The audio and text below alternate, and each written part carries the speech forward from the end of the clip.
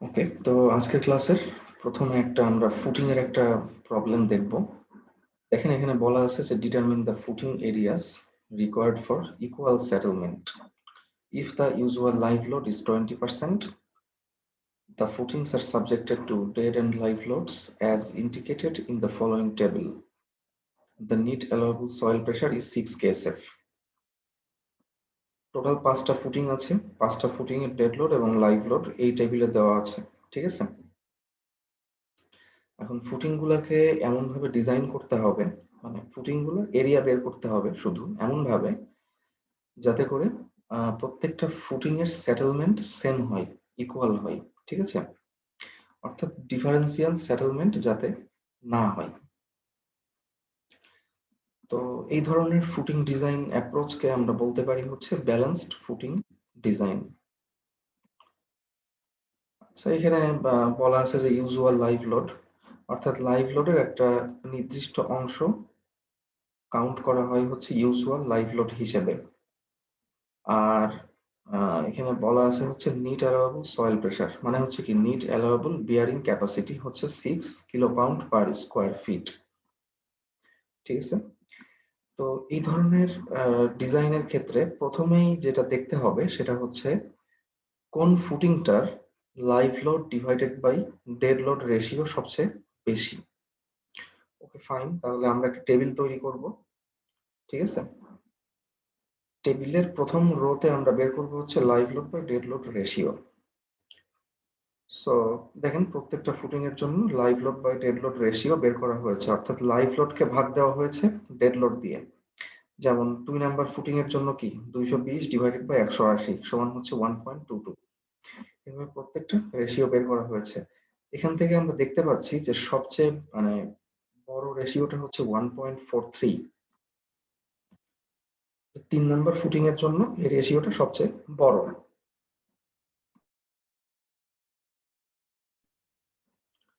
তার মানে হচ্ছে 3 নাম্বার ফুটিংকে এখানে রেফারেন্স হিসেবে ব্যবহার করতে হবে।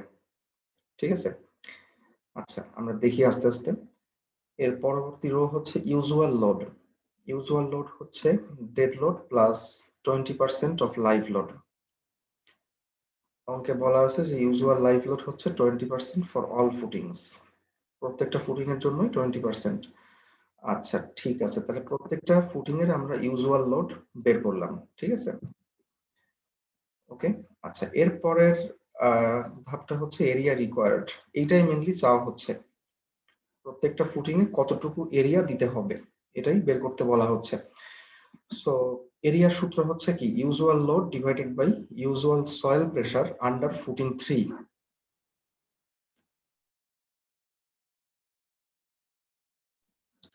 জি এরিয়ার স্যার। ফর্মুলা আগে যা ছিল তাই আছে, যে load divided by soil pressure বা বিয়ারিং ক্যাপাসিটি।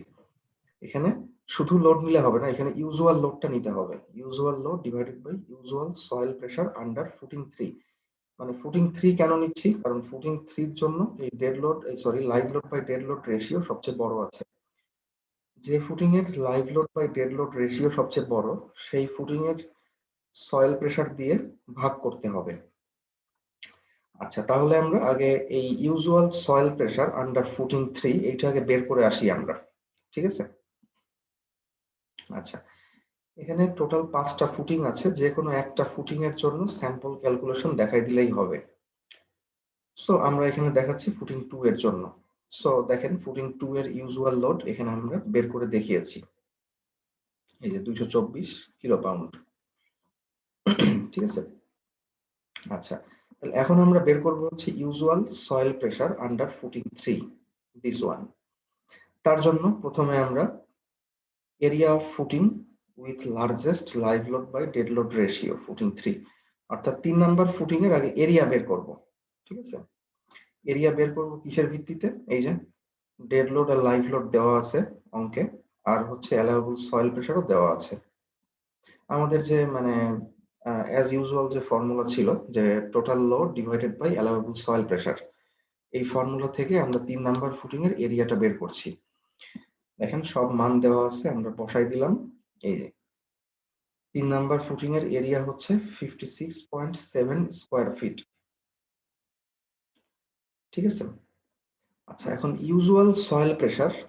সয়েল প্রেসার মানে কি? সয়েল প্রেসার মানে হচ্ছে যে প্রতি একক ক্ষেত্রফলে মাটি কতটুকু উপরের দিকে চাপ দিচ্ছে সেটা, তাই না?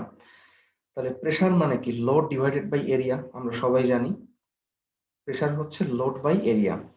তাহলে এখানে ইউজুয়াল সয়েল প্রেসার সমান কত হবে? Usual load divided by area. তাহলে 3 নাম্বার ফুটিং এর ইউজুয়াল লোড হচ্ছে 180 কিলো পাউন্ড। এই যে আমরা এখানে দেখিয়েছি 180 কিলো পাউন্ড। তাহলে ইউজুয়াল লোডকে ভাগ দিতে হবে হচ্ছে 3 নাম্বার ফুটিং এর এরিয়া দিয়ে। আমরা এইমাত্র 3 নাম্বার ফুটিং এর এরিয়া বের করলাম হচ্ছে 56.7 স্কোয়ার ফিট। তাহলে এইটা দিয়ে আমরা ভাগ দিলাম, তাহলে পেয়ে গেলাম আমাদের 3 নাম্বার ফুটিং এর নিচে ইউজুয়াল সয়েল প্রেসার হচ্ছে এত কেএসএফ। তাহলে এই যে 3.18, এই 3.18 কেএসএফ হচ্ছে কেএসএফ দিয়ে প্রত্যেকটাকে ভাগ দিতে হবে। যেমন 1 নাম্বার ফুটিং এর এরিয়া কতটুকু দরকার? ইউজুয়াল লোড, 1 নাম্বার ফুটিং এর usual load divided by 3 number footing এর ইউজুয়াল সয়েল প্রেসার। তারপর 2 নাম্বার ফুটিং এর জন্য এরিয়া কতটুকু দরকার? 2 নাম্বার ফুটিং এর usual load 224 divided by 3 number footing এর ইউজুয়াল সয়েল প্রেসার 3.18। এভাবে আমরা প্রত্যেকটা ফুটিং এর এরিয়া বের করে ফেলবো। এই যে এখানে ফুটিং 2 এর জন্য এরিয়া বের করে দেখানো আছে। 2 নাম্বার ফুটিং এর এরিয়া হচ্ছে 2 নাম্বার এই যে ফুটিং এর usual load divided by usual soil pressure of footing 3। এই যে, ঠিক আছে। এন্ড দ্য লাস্ট স্টেপ হচ্ছে যে আমরা দেখিয়ে দিব যে প্রত্যেকটা ফুটিং এর নিচে কতটুকু সয়েল প্রেসার ডেভেলপ করেছে বা তৈরি হয়েছে। যেমন স্যাম্পল ক্যালকুলেশন হিসেবে 2 নাম্বারেরটাই যদি আমরা দেখি, তাহলে 2 নাম্বারের নিচে সর্বোচ্চ কতটুকু সয়েল প্রেসার তৈরি হবে? প্রেসার মানে আবার সে একই ফর্মুলা, প্রেসার মানে হচ্ছে লোড বাই এরিয়া। এই যে total load divided by area. 2 number footing এর টোটাল লোড হচ্ছে 180 যোগ 220। এই যে অঙ্কে দেওয়াই আছে মানগুলা, 180 220 ডেড লোড আর লাইভ লোড, আর ডিভাইডেড বাই হচ্ছে 2 নাম্বার ফুটিং এর এরিয়া।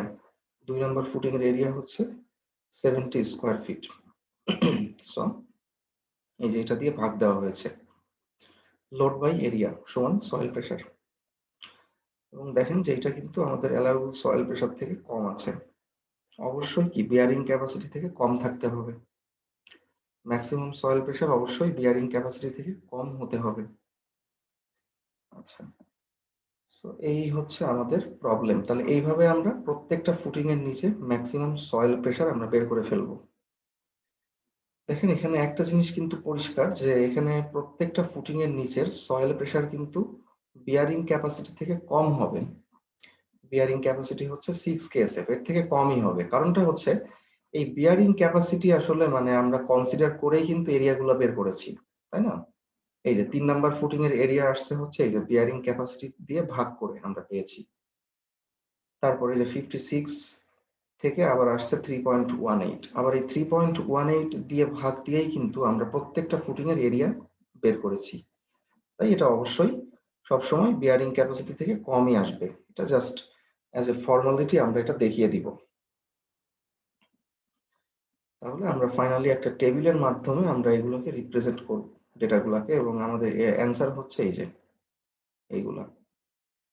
ঠিক আছে, তাহলে আমরা 1 থেকে 5 নাম্বার ফুটিং এর এরিয়াগুলা যদি আমরা এই এরিয়াগুলো আমরা দিয়ে দেই, তাহলে দেখা যাচ্ছে এই 5টা ফুটিং এর সেটেলমেন্ট সেম হবে। এখানে কোনো ডিফারেন্সিয়াল সেটেলমেন্ট হবে না যদি আমরা এই যে এই এরিয়াগুলো প্রোভাইড করি।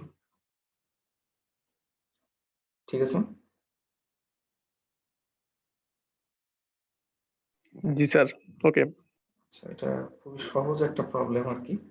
মানে যে ফুটিংটার এল বাই ডিএল রেশিও সবচেয়ে বেশি হবে সেটা হচ্ছে আমাদের রেফারেন্স হিসেবে ব্যবহার করতে হবে আর কি। মানে সেই ফুটিং এর নিচের সয়েল প্রেসার বের করতে হবে আগে, এবং সেই সয়েল প্রেসার দিয়ে এই ইউজুয়াল লোডকে ভাগ দিতে হবে, তাহলে আমরা প্রত্যেকটা ফুটিং এর এরিয়া পেয়ে যাব। আচ্ছা, তো কারো কোনো কোশ্চেন থাকলে আমরা বলতে পারি।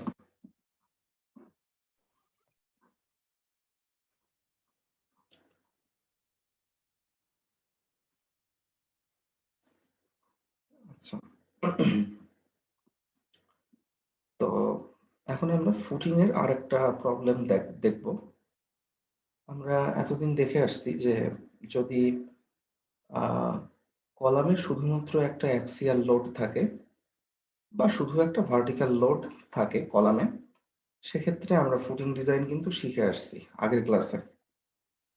তো এখন আমরা দেখব যে যদি কলামে লোডের সঙ্গে সঙ্গে একটা মোমেন্টও থাকে, সেক্ষেত্রে আমরা কিভাবে ফুটিং ডিজাইনটা করতে পারি। ঠিক আছে, আমরা কি জানি সাধারণত কিন্তু কলামে মোমেন্ট থাকে, তাই না? সো যদি মোমেন্ট থাকে তাহলে ফুটিং এর ডিজাইনে একটু একটা অতিরিক্ত জিনিস বেশি কনসিডার করতে হয়, সেটা হচ্ছে মোমেন্ট। আচ্ছা, তাহলে আমরা দেখি এখানে মোট ৩টা কেস হইতে পারে আর কি, কেস 1, কেস 2 এবং কেস 3। আচ্ছা, প্রথমে আমরা মোমেন্টকে লোড দিয়ে ভাগ করে, মানে কলামের মোমেন্টকে কলামের লোড দিয়ে ভাগ করে আমরা ইসেন্ট্রিসিটি বের করব। এবং ওই ইসেন্ট্রিসিটি কখনো L/6 থেকে ছোট হতে পারে, কেস 2 হচ্ছে L/6 এর সমান হতে পারে, কেস 3 হচ্ছে L/6 থেকে বড় হতে পারে, যেখানে L হচ্ছে ফুটিং এর লেন্থ। ঠিক আছে, তাহলে দেখি আমরা যে যদি এখানে ইসেন্ট্রিসিটি L/6 থেকে ছোট হয়, সেক্ষেত্রে সয়েল প্রেসার হবে ট্রাপিজয়েডাল। ট্রাপিজয়েডাল মানে হচ্ছে ট্রাপিজিয়ামের মতো। এই যে এটা হচ্ছে একটা ট্রাপিজিয়াম। ঠিক আছে, সয়েল প্রেসারের ভ্যারিয়েশনটা হচ্ছে একটা ট্রাপিজিয়াম। ট্রাপিজিয়াম মানে কি, যার দুইটা বিপরীত বাহু সমান্তরাল। আচ্ছা, তো ট্রাপিজিয়াম মানে কি, একটা একটা প্রেসার হচ্ছে মিনিমাম থাকবে, মানে একটা প্রেসার কম থাকবে আর একটা প্রেসার কি বেশি থাকবে। সো বেশি প্রেসারের ফর্মুলা হচ্ছে এইটা, মানে ম্যাক্সিমাম প্রেসারের ফর্মুলা এইটা, আর মিনিমাম প্রেসারের ফর্মুলা হচ্ছে এইটা। এখানে একটু মানে বোঝার ব্যাপার আছে, কিন্তু চিন্তা করতে হবে যে যেমন যদি এখানে মোমেন্ট থাকে, ধরেন যে সে কথার কথা মোমেন্টটা কাজ করতেছে এইভাবে। ঠিক আছে, সে ক্লকওয়াইজ ডিরেকশনে কাজ করতেছে, ফুটিং এর নিচে কি আছে, সয়েল আছে। তাহলে এইটাকে আমরা বলতেছি হচ্ছে মোমেন্টের হেড, মানে যেদিকে মানে অ্যারো চিহ্নটা আছে। আর যেদিকে অ্যারো চিহ্ন নাই, এই বাম সাইডটাকে আমরা বলছি হচ্ছে মোমেন্টের টেল। সো মোমেন্টের হেড যেদিকে আছে সেই দিকে কিন্তু স্বাভাবিকভাবেই কি প্রেসারটা কিন্তু বেশি পড়বে, তাই না? এখানে প্রেসার বেশি আসবে কোন দিকে, অ্যাক্সিয়াল লোড তো আছেই, সঙ্গে একটা মোমেন্ট আছে। তাহলে যেদিকে মোমেন্টের হেড আছে সেই দিকে কিন্তু প্রেসারটা বেশি পড়তেছে, তাই না? যার কারণে এই দিকে হচ্ছে সয়েলটাও রিয়াকশন দিবে বেশি বেশি, আর এই দিকে দিবে হচ্ছে কম। তাহলে এই দিকে দিবে হচ্ছে কম, ধরলাম এতটুকু দিবে, আর এই দিকে দিবে হচ্ছে বেশি, এবং এইটার ভ্যারিয়েশনটা হচ্ছে লিনিয়ার। এই যে এইটাই হচ্ছে মেনলি ট্রাপিজয়েডাল সয়েল প্রেসার। ঠিক আছে, এখন সে কথার কথা জি যদি স্যার। মোমেন্ট উল্টা দিকে থাকতো, যদি ধরেন যে মোমেন্ট থাকতো হচ্ছে অ্যান্টি ক্লকওয়াইজ ডিরেকশনে এই দিকে, সেক্ষেত্রে কিন্তু ম্যাক্সিমাম প্রেসার আমরা পাইতাম হচ্ছে বাম দিকে, তাই না? বাম সাইডে। আচ্ছা, তাহলে সয়েল প্রেসার ট্রাপিজয়েডাল তখনই হবে যখন ইসেন্ট্রিসিটি থাকবে হচ্ছে L/6 থেকে কম, যেখানে L হচ্ছে এই যে ফুটিং এর লেন্থ, এই যে এই ডিসটেন্সটা হচ্ছে L, এটা হচ্ছে L। তাহলে এই কেসটা আমরা পাবো হচ্ছে যদি E লেস দেন L/6 হয়। ওকে, ফাইন। এখন ওখানে একটা সূত্র আমি দেখিয়েছি যে সয়েল প্রেসারকে আমরা স্মল কিউ দ্বারা প্রকাশ করছি। কিউ ম্যাক্সিমাম সমান সমান কত ছিল, P/A। কিউ ম্যাক্সিমাম ছিল হচ্ছে কত, আমরা দেখি আরেকবার, P/A প্লাস MC/I। P/A টা হচ্ছে এই ভার্টিক্যাল প্রেসারের জন্য লোড, আর MC/I টা হচ্ছে এই মোমেন্টের জন্য স্ট্রেস। তাহলে এখানে দুইটা জিনিস আছে, এখানে লোড আছে এবং মোমেন্ট আছে, পি আছে এবং এম আছে। তো পি এর জন্য একটা স্ট্রেস পাওয়া যাবে এবং এম এর জন্য আরেকটা স্ট্রেস পাওয়া যাবে। তো পি এর জন্য স্ট্রেসটা হচ্ছে কত, load divided by area. Stress হচ্ছে কি লোড ডিভাইডেড বাই এরিয়া। আচ্ছা, প্লাস মোমেন্টের জন্য স্ট্রেসটা হচ্ছে কত, এম ওয়াই বাই আই। আমরা সলিড মেকানিক্সে একটা ফর্মুলা ছিল যে সিগমা সমান এম ওয়াই বাই আই, এটা সবাই হয়তোবা দেখে আসছি আমরা। জি সিগমা স্যার। সমান M Y by I, this is a very very important formula. Flexural স্ট্রেসের ফর্মুলা ছিল এইটা, এই যে এখান থেকে কিন্তু এইটা আসছে, যে মোমেন্টের জন্য ফ্লেক্সারাল স্ট্রেস সমান এম ওয়াই বাই আই। জি আর sir, bending stress. Bending stress বা ফ্লেক্সারাল স্ট্রেস, আর ম্যাক্সিমাম ফ্লেক্সারাল স্ট্রেসের ফর্মুলা কি ছিল? M into C by I, মানে ওয়াই এর সর্বোচ্চ মান হচ্ছে সি, তাই সিগমা ম্যাক্স সমান এম সি বাই আই। এই কারণে এখানে আমরা লিখবো হচ্ছে এম সি বাই আই। আচ্ছা, সিটা হচ্ছে এই যে এল এর অর্ধেক, মানে সিটা হচ্ছে এই যে এই ফুটিং এর সেন্টার থেকে যে কোনো এক পাশের ডিসটেন্স, এটাই হচ্ছে সি। আচ্ছা, এখানে ওয়াই এর জায়গা কি হবে? সি হবে। ওকে। আর আই হচ্ছে মোমেন্ট অফ ইনারশিয়া, মানে ফুটিং সেকশনের মোমেন্ট অফ ইনারশিয়া। এ হচ্ছে ফুটিং এর এরিয়া, পি হচ্ছে কি ভার্টিক্যাল লোড, কলামের ভার্টিক্যাল লোড।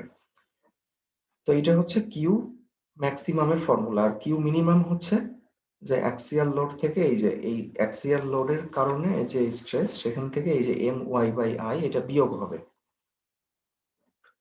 ঠিক আছে? কারণ কি? কারণ খুব সিম্পল, দেখেন যে এইদিকে হচ্ছে কিউ ম্যাক্সিমাম পাবো আমরা, এই যে এইটা হচ্ছে আমাদের কি কিউ ম্যাক্স, আর কিউ মিনিমাম কোন দিকে পাবো? এই দিকে পাবো, এই যে কিউ মিনিমাম। কিউ ম্যাক্সিমামটা কিসের কিসের সমষ্টি? পি এর জন্য স্ট্রেস এবং এম এর জন্য স্ট্রেস।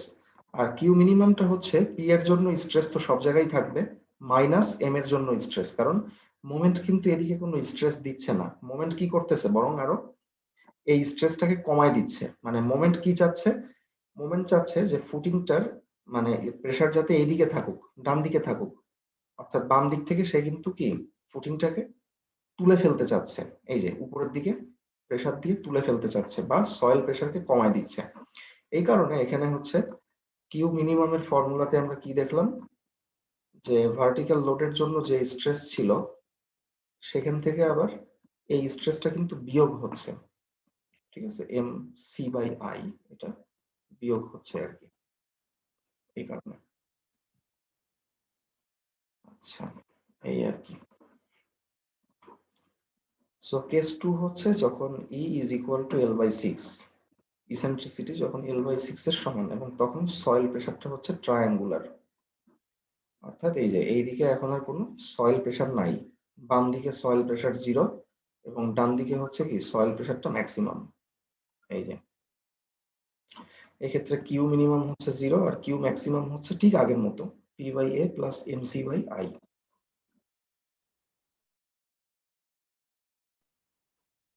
আচ্ছা, কেস 3 হচ্ছে E is greater than L by 6, এক্ষেত্রেও সয়েল প্রেসার ট্রায়াঙ্গুলার, তবে একটা নির্দিষ্ট অংশের মধ্যে সীমাবদ্ধ থাকবে। তো এক্ষেত্রে ইসেন্ট্রিসিটি এত বেশি যে মানে ডান দিকে কোনো, সরি, বাম দিকে কোনো সয়েল প্রেসার আদৌ নাই, এটা হচ্ছে কি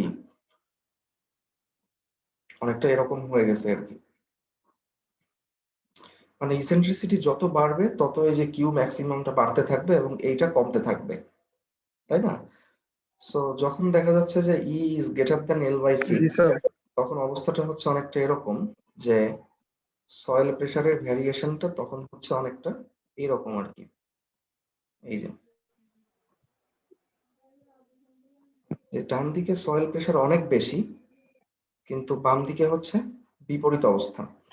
মানে এখানে মোমেন্ট বা ইসেন্ট্রিসিটি এতটাই বেশি যে এখানে ফুটিংটাকে বাম দিক থেকে এই যে উপরের দিকে তুলে ফেলতে চাচ্ছে আর কি। ঠিক আছে? বা ফুটিংটা উপরের দিকে একটা প্রেসার দিচ্ছে, অর্থাৎ সয়েল প্রেসার এখানে হচ্ছে উল্টা দিকে, অর্থাৎ সয়েলটা ফুটিংকে কি করতেছে নিজের দিকে টেনে ধরতেছে আরো। ঠিক আছে? ব্যাপারটা হচ্ছে এরকম। আচ্ছা, তো এই যে বাম পাশের এই অংশটুকু আসলে কনসিডার করা হয় না, কারণ এইটা অ্যাকচুয়ালি সয়েল প্রেসার না, এটা হচ্ছে কি সয়েলটা ফুটিংকে আরো নিচের দিকে টেনে দিচ্ছে আর কি, টেনে ধরতেছে বা রিয়াকশন দিচ্ছে। তো বেসিক্যালি এখানে এই কারণে বলা হয় যে যখন E is greater than L by 6 হয়, তখন সয়েল প্রেসারটা হচ্ছে ট্রায়াঙ্গুলার, কিন্তু এই যে এতটুকু পর্যন্ত। আচ্ছা, তো এই ক্ষেত্রে কিউ ম্যাক্স এর ফর্মুলা হচ্ছে এইটা। ম্যাক্সিমাম সয়েল প্রেসারের ফর্মুলা হচ্ছে দিস ওয়ান, এটা। আচ্ছা, তো শর্ত হচ্ছে কি যে কোনো অবস্থাতে এই যে কিউ ম্যাক্সিমাম কিন্তু কিউ অ্যালাউয়েবল থেকে বড় হওয়া যাবে না, মানে অ্যালাউয়েবল সয়েল প্রেসার থেকে কখনোই বড় হওয়া যাবে না। এটা আমরা আসলে বলা লাগবে না, এটা আমরা অলরেডি জানি যে অবশ্যই কি ম্যাক্সিমাম সয়েল প্রেসার হচ্ছে বিয়ারিং ক্যাপাসিটি বা অ্যালাউয়েবল সয়েল প্রেসার থেকে কম থাকতে হবে, যেখানে সেটাই বলা হচ্ছে আর কি। আর জি যদি স্যার। ক্যালকুলেশন থেকে দেখা যায় যে কিউ ম্যাক্সিমাম কিউ অ্যালাউয়েবল থেকে বড় হয়ে যাচ্ছে, সেক্ষেত্রে কি ফুটিং এর সাইজ বাড়াতে হবে। এইটা আমরা একটা প্রবলেমের মাধ্যমে এখন দেখব, ঠিক আছে। আচ্ছা, ফুটিংস আন্ডার বায়াক্সিয়াল মোমেন্ট, এই কনসেপ্টটা আপাতত দরকার নাই। আমরা আগে ওয়ান ওয়ে ইসেন্ট্রিসিটি নিয়ে আগে ডিল করা শিখি আর কি। আচ্ছা, এখানে একটা প্রবলেম দেওয়া আছে, দেখেন। এখানে বলা আছে যে 12 inch by 24 inch column is subjected to an axial load of এত and dead load moment of এত। axial live load দেওয়া আছে, আবার লাইভ লোড মোমেন্ট দেওয়া আছে, মানে কলামের লোড এবং মোমেন্ট এখানে দেওয়া আছে, ঠিক আছে। The base of sir footing is আজানটা শেষ হলে ভালো 5 হতো feet sir. below the grade, মানে ফুটিং এর বেসটা হচ্ছে গ্রাউন্ড লেভেল থেকে 5 ফিট নিচে আছে, ঠিক আছে। আচ্ছা, এরপর হচ্ছে allowable soil pressure is 5 ksf, bearing capacity। আচ্ছা, determine the size of footing if এই যে এত ম্যাটেরিয়াল প্রপার্টিজ দেওয়া আছে, তাহলে এখানে কলামের লোড এবং মোমেন্ট উভয় কিন্তু দেওয়া আছে, তাই না। ফুটিং এর সাইজ এখন বের করতে হবে। ওকে, তাহলে টোটাল লোড আমরা বের করব আগে, দুইটা মানে সরি কলামের ডেড লোড এবং লাইভ লোড যোগ করে টোটাল লোড বের করলাম। এবার একইভাবে ডেড লোড মোমেন্ট এবং লাইভ লোড মোমেন্ট, এই দুইটা মোমেন্ট যোগ করে টোটাল মোমেন্ট আমরা বের করলাম। আচ্ছা, ইসেন্ট্রিসিটি ইসেন্ট্রিসিটি হচ্ছে কি মোমেন্ট বাই লোড, মোমেন্টকে লোড দিয়ে ভাগ করে ইসেন্ট্রিসিটি আমরা বের করলাম। আচ্ছা, এখন আগে দেখতে হবে যে এই ফুটিংটা আসলে কোন কেসের মধ্যে পড়ে, কেস 1 2 না 3। তাহলে ই মানে L/6 থেকে বড় না ছোট সেটা দেখতে হবে। তাহলে L/6 টা আগে বের করতে হবে। আর এল মানে কি ফুটিং এর লেন্থ, তার মানে আগে ফুটিং এর সাইজ বের করে আসতে হবে। ওকে, তাহলে অ্যাজ ইউজুয়াল ফুটিং ডিজাইনের যে প্রথম স্টেপ ছিল, আমরা ফুটিং এর ডেপথ বা থিকনেস আমরা অ্যাজিউম করে দিলাম হচ্ছে 20 ইঞ্চি, এবং এখান থেকে আমরা ইফেক্টিভ ডেপথ বের করলাম 16.5 ইঞ্চি। এরপর আমরা ঠিক আগের মতো আমরা সয়েলের ইউনিট ওয়েট গামা সমান 100 পাউন্ড পার কিউবিক ফিট আমরা ধরে নিলাম, ঠিক আছে। এরপর ইফেক্টিভ সয়েল প্রেসার, অর্থাৎ ঠিক আগের মতোই আর কি, অ্যালাউয়েবল সয়েল প্রেসার হচ্ছে 5 কেএসএফ, একে 1000 দিয়ে গুণ করে আমরা পিএসএফ এ নিলাম। তো 5000 পিএসএফ মাইনাস এই যে এটা হচ্ছে ফুটিং এর unit weight, sorry self weight, footing এর সেলফ ওয়েট হচ্ছে এইটা, আর এটা হচ্ছে কি সয়েলের সেলফ ওয়েট, ঠিক আছে। সো এগুলো বাদ দিয়ে আমরা অ্যালাউয়েবল সয়েল প্রেসার বের করলাম। আচ্ছা, এরপরে ফুটিং এর এরিয়া হচ্ছে কতটুকু দরকার, dead load plus live load by effective soil pressure, ঠিক আগের ফর্মুলা। এখান থেকে আমরা এই ফুটিং এর এরিয়া পাইলাম হচ্ছে 87 স্কয়ার ফিট।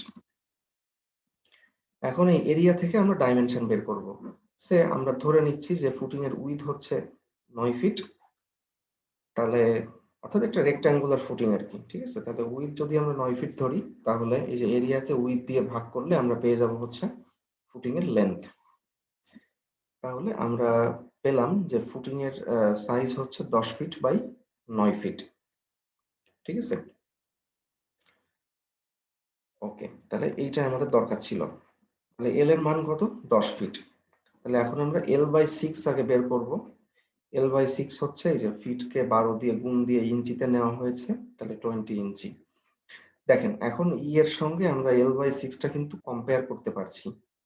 এখানে ই হচ্ছে কি L/6 থেকে ছোট, তাই না। 10 ইঞ্চি আর L/6 হচ্ছে কত, 20 ইঞ্চি, তার মানে অবশ্যই ই ইজ লেস দেন L/6। তার মানে এই ফুটিং এর নিচে সয়েল প্রেসারটা হবে হচ্ছে ট্রাপিজয়েডাল, কেস 1 এর মধ্যে পড়ে এটা। এই যে এটা হচ্ছে সয়েল প্রেসারের ভ্যারিয়েশন। ওকে, তাহলে আমরা এখানে শুধু চেক করতে হবে হচ্ছে ম্যাক্সিমাম সয়েল প্রেসারটা বিয়ারিং ক্যাপাসিটি থেকে কম আছে কিনা সেটা। ওকে, তাহলে যদি ম্যাক্সিমামটা কম থাকে তাহলে মিনিমাম সয়েল প্রেসারও কিন্তু অবশ্যই কম থাকবে। তাহলে আমরা আগে ম্যাক্সিমাম সয়েল প্রেসার আগে বের করি। সো এই হচ্ছে আমাদের ফর্মুলা। আমি অলরেডি ফর্মুলাটা এক্সপ্লেন করেছি। সো এখানে আমরা সবগুলা মান শুধু বসাই দিব। যেমন পি হচ্ছে টোটাল ভার্টিক্যাল লোড, মানে কলামের টোটাল লোড, এটা দেওয়া আছে অঙ্কে। এ হচ্ছে ফুটিং এর এরিয়া। ফুটিং এর এরিয়া আমরা কত, ফুটিং এর সাইজ আমরা কত দিয়েছি, 10 ফিট বাই 9 ফিট। এই যে 10 ইনটু 9। আচ্ছা, এম মানে কলামের টোটাল মোমেন্ট, এটা অঙ্কে দেওয়া আছে। সি, আমি সি এর মানে কি বলেছি, সি হচ্ছে কত, এল। এল, এল এর অর্ধেক, তাই না, এল বাই 2। যেহেতু এল হচ্ছে 10 ফিট, তাই সি হচ্ছে কত, 5 ফিট। আর আই হচ্ছে moment of inertia, BH cube by 12, তাই না। আয়তক্ষেত্রের মোমেন্ট অফ ইনার্শিয়া হচ্ছে কত, BH cube by 12, BL cube by 12। Okay, এখন এখানে আমি একটু বলি, সেটা হচ্ছে এই যে এম সি বাই আই, ঠিক আছে। যদি আমরা একটা বিম সেকশনের ক্ষেত্রে চিন্তা করি, এটা হচ্ছে একটা বিমের ক্রস সেকশন, সেইটা হচ্ছে নিউট্রাল অ্যাক্সিস। তাহলে আমরা কি বলতে পারি যে নিউট্রাল অ্যাক্সিস থেকে ওয়াই ডিস্টেন্সে, যদি এই ডিস্টেন্সটা ওয়াই হয়, তাহলে নিউট্রাল অ্যাক্সিস থেকে ওয়াই ডিস্টেন্সে ফ্লেক্সারাল স্ট্রেস হচ্ছে sigma is equal to M Y by I. জি স্যার। যদি আমরা এই যে এইখানে বের করতে চাই স্ট্রেসটা, সে এইখানে বের করব, তাহলে ওয়াই হবে কতটুকু, নিউট্রাল অ্যাক্সিস থেকে এতটুকু ডিস্টেন্স। আমরা যেইখানে ফ্লেক্সারাল স্ট্রেস বের করব সেইখানটাতে ওয়াই বের করব, মানে সেই নিউট্রাল অ্যাক্সিস থেকে সেই জায়গাটার ডিস্টেন্সই হচ্ছে ওয়াই।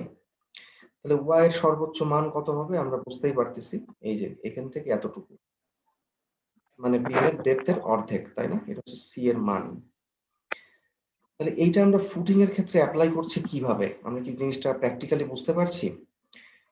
এতক্ষণ আমরা এটাকে চিন্তা করতেছিলাম স্যার আরেকবার বিমের ক্রস বুঝালে ভালো সেকশন হতো স্যার। হিসেবে। আমি বলছি, এটা এতক্ষণ আমরা এটাকে চিন্তা করছিলাম একটা বিমের ক্রস সেকশন হিসেবে, যে বিমের ক্রস সেকশনের যেহেতু বিভিন্ন জায়গাতে ফ্লেক্সারাল স্ট্রেস বিভিন্ন রকম, আমরা কি জানি যে ফ্লেক্সারাল স্ট্রেসের ভ্যারিয়েশনটা হচ্ছে অনেকটা এরকম, তাই না, এক এক জায়গাতে এক এক রকম। যাই হোক, সো এখন আমরা এই ফিগারটাকে চিন্তা করব হচ্ছে একটা ফুটিং হিসেবে, ফুটিং এর টপ ভিউ হিসেবে আর কি। ধরেন যে এটা হচ্ছে একটা ফুটিং, রেক্ট্যাঙ্গুলার ফুটিং, ঠিক আছে। আমরা একটু আগে যে ফুটিংটা বের করে আসলাম, ধরেন যে এটাই হচ্ছে সেই ফুটিং, যে এটা হচ্ছে 9 ফিট, আর ফুটিং এর লেন্থ হচ্ছে আমাদের কত, 10 ফিট। তাহলে এখন দেখেন যে 10 ফিট। এই ফুটিং এ মোমেন্ট আছে, তাই না, অবশ্যই মোমেন্ট আছে। সে আমরা ধরলাম যে মোমেন্টটা হচ্ছে জি এইভাবে স্যার। কাজ করতেছে। তাহলে এই মোমেন্টের জন্য ফ্লেক্সারাল স্ট্রেস মানে সর্বোচ্চ হবে কোথায়, এইখানে সর্বোচ্চ হবে, আর এইখানে সর্বোচ্চ হবে, মানে এইখানে হবে সর্বোচ্চ আর এইখানে হবে সর্বনিম্ন, মিনিমাম। দেখেন সেই কারণেই কিন্তু আমরা এই যে সি মানে আমরা কতটুকু নিচ্ছি, ফুটিং এর লেন্থের অর্ধেক, মানে 10 ফিটের অর্ধেক 5 ফিট, ঠিক আছে। মানে এটাই হচ্ছে আমরা এখন একটা ফুটিং এর টপ ভিউ হিসেবে চিন্তা করি, তাহলে আমরা বুঝতে পারবো ফুটিংটাকে উপর স্যার থেকে দেখতেছি রেক্টেঙ্গেল আমরা। হিসেবে ধরতেছি অর্ধেক, কিন্তু স্যার ট্রাপিজিয়াম হিসেবে। না না, ফুটিংটা তো আর ট্রাপিজিয়াম না, তাই না, ফুটিং এর মানে ফুটিং এর সেকশনটা তো হচ্ছে রেক্ট্যাঙ্গেল, তাই না। জি স্যার। ফুটিং এর নিচে সয়েল প্রেসারটা ট্রাপিজিয়ামের মতো, কিন্তু ফুটিংটা তো আর ট্রাপিজিয়াম না। ফুটিং এর ও এরিয়াটা তো হচ্ছে রেক্ট্যাঙ্গেল, 10 ফিট বাই 9 ফিট, তাই না। জি। সো আমরা বের করতেছি জি হচ্ছে স্যার।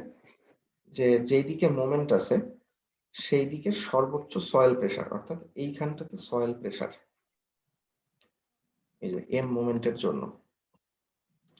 এবং সেই কারণেই কিন্তু এই যে আমরা সি এর মান নিচ্ছি 10 ফিটের অর্ধেক, ঠিক আছে।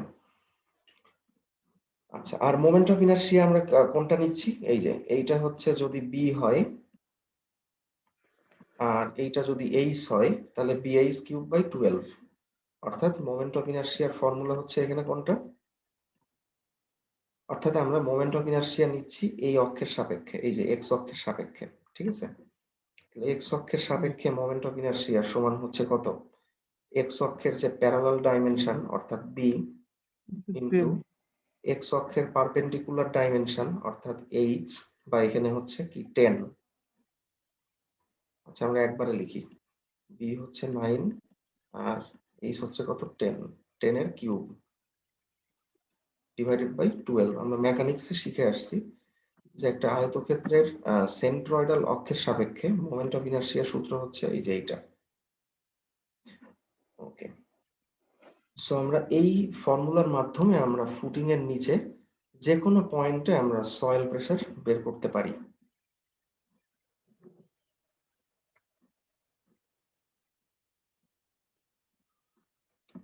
তাহলে স্যার দেখেন এখানে ক্যালকুলেশন করে আমরা দেখলাম যে এই ফুটিং এর নিচে ম্যাক্সিমাম প্রেসার হচ্ছে ইফেক্টিভ সয়েল প্রেসার থেকে বেশি আসছে। তার মানে কিন্তু এটা হয় নাই। তার মানে কি ফুটিং এর সাইজটা কিন্তু বাড়াতে হবে। হ্যাঁ, কেউ কিছু বলতেছেন?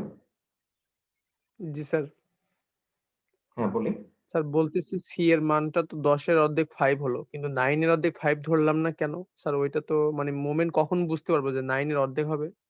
মানে আপনার নিউট্রাল এক্সিস এর যে গুড দ্রুততা কোশ্চেন। ওয়াই এর মানটা স্যার। দেখেন যখন, আচ্ছা আমরা যদি একটু ফ্রেশ করে ছবিটা আঁকাই, দেখেন এখানে আমরা কিন্তু ওয়ান ওয়ে ইসেন্ট্রিসিটি নিয়ে কাজ করতেছি। ওয়ান ওয়ে ইসেন্ট্রিসিটি মানে যে ইসেন্ট্রিসিটি শুধু একদিকে কাজ করে, অর্থাৎ এই যে এই মোমেন্টটা নিয়ে আমরা কাজ করলাম। জি স্যার। যেহেতু মোমেন্টটা হচ্ছে এই যে এই বরাবর কাজ করতেছে, তাই আমরা জি সি স্যার। নিচ্ছি হচ্ছে এটার অর্ধেক। এখন যদি আরেক দিকেও মোমেন্ট থাকতো, সেম মোমেন্ট আরেকটা মোমেন্ট ধরেন যে আছে হচ্ছে এই দিকে, এই ডিরেকশনে, হ্যাঁ সেক্ষেত্রে আমরা এই মোমেন্টের জন্য যখন ফ্লেক্সারাল স্ট্রেস বের করতাম তখন আমরা সি নিতাম হচ্ছে এখান থেকে এতটুকু, ঠিক আছে? কিন্তু জি এখানে স্যার। আমরা একটা মোমেন্ট নিয়ে কাজ করতেছি, ঠিক আছে? জি বুঝতে স্যার। পারছেন?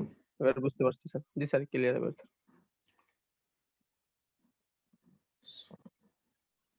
তার মানে যেহেতু এখানে maximum pressure effective soil pressure থেকে বেশি আসছে, তার মানে এটা ফুটিং এর সাইজটা ইজ নট, এটা হচ্ছে নট সেফ। তাহলে এটা সাইজ বাড়াতে হবে। কারণ আমরা কি জানি অবশ্যই কিন্তু কিউ ম্যাক্সিমাম কি ইফেক্টিভ সয়েল প্রেসার বা অ্যালাউয়েবল সয়েল প্রেসার থেকে কম থাকা লাগবে, এখানে বেশি চলে আসছে। ওকে ফাইন, তাহলে আমরা ফুটিং এর এরিয়াটা বাড়াইলাম, আমরা 13 ফিট বাই 9.5 ফিট ধরলাম, ঠিক আছে?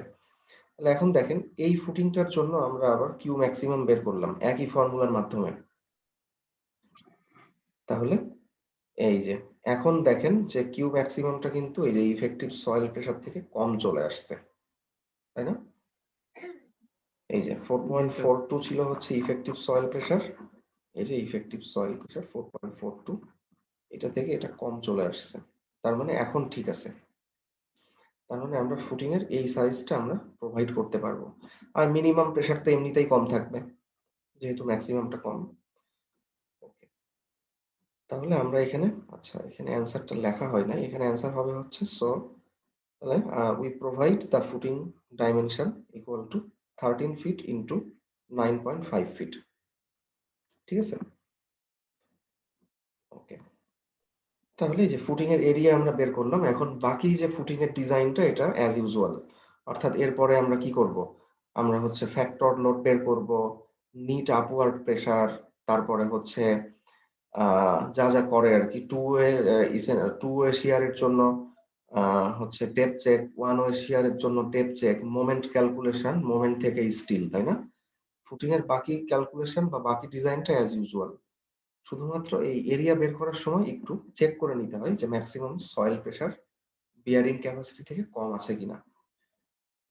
ওকে, সো এখানে অ্যান্সারটা আপনারা লিখে নিয়েন। অ্যান্সারটা হচ্ছে এই যে ফুটিং এর সাইজ 13 ফিট বাই 9.5 ফিট। অর্থাৎ এই যে এর থেকে আমরা একটু বাড়িয়ে নিয়েছি, 10 ফিট বাই 9 ফিট থেকে একটু বাড়িয়ে নিয়েছি।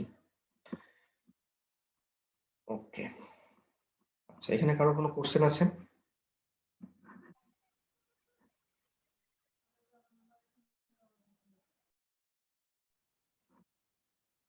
No sir.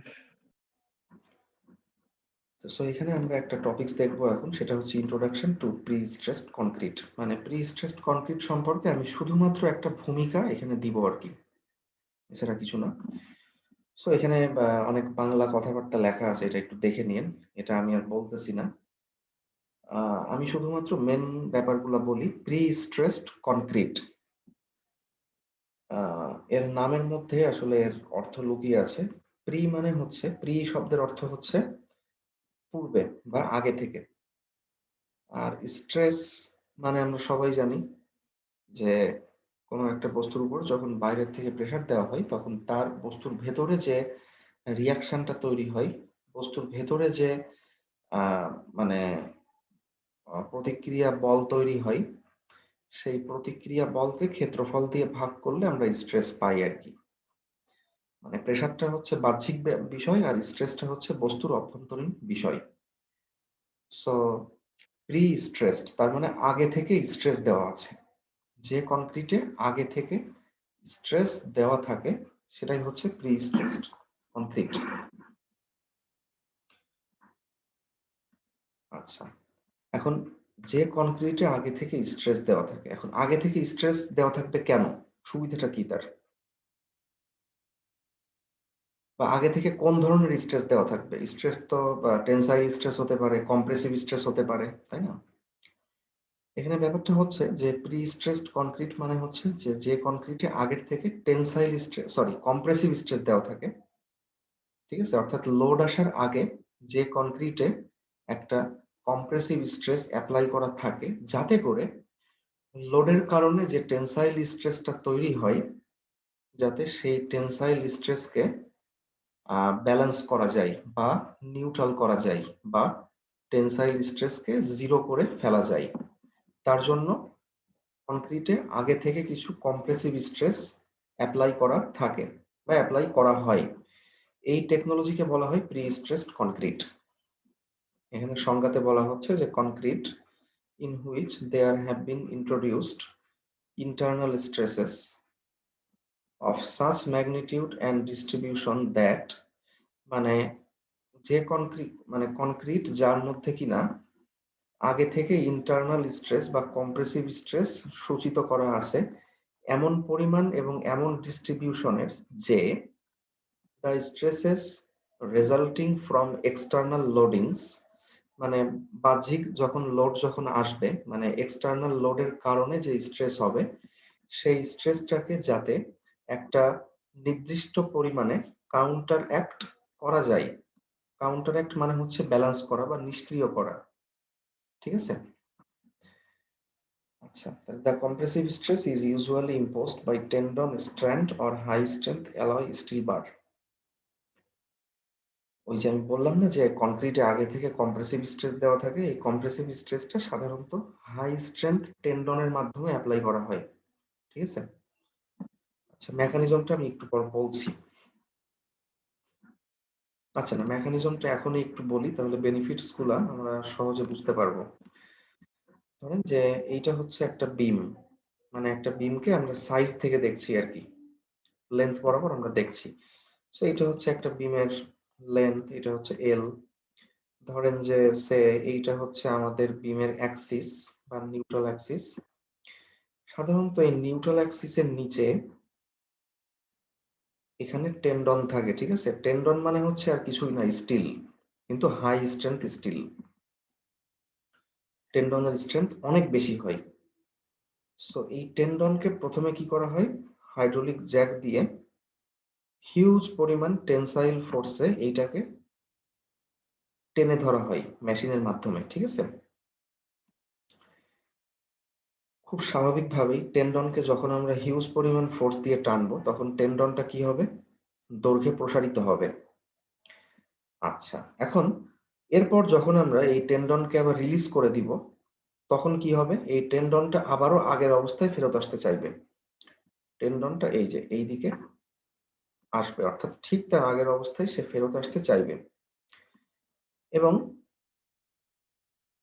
আগের অবস্থায় ফেরত আসতে চাওয়ার সময় সে কিন্তু খুব স্বাভাবিকভাবেই এই বিমের উপরে একটা কম্প্রেসিভ স্ট্রেস দিবে। এই যে সে একটা হিউজ পরিমাণ কম্প্রেসিভ স্ট্রেস এই বিমের উপরে অ্যাপ্লাই করবে, ঠিক আছে? তো এইটাই হচ্ছে আসলে pre stress force, this one.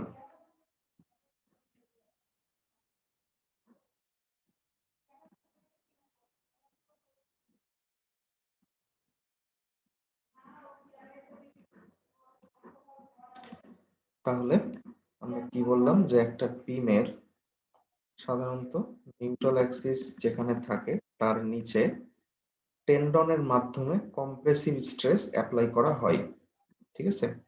এবং এই ফোর্সটা কিন্তু মানে একটু ফোর্স না, এটা হিউজ একটা ফোর্স, কম্প্রেসিভ ফোর্স।